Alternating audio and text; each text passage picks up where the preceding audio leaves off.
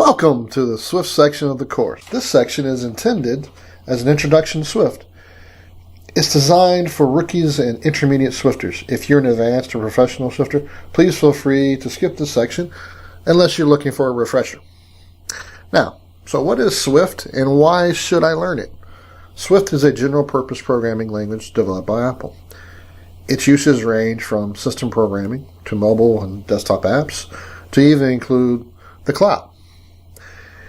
It's designed to be safe, fast, and expressive. So why learn Swift? Well, Swift was designed to replace C-based languages, and it's Apple's programming language going forward. So if you're going to develop apps for iOS, it's best to learn Swift. But that's not the only reason.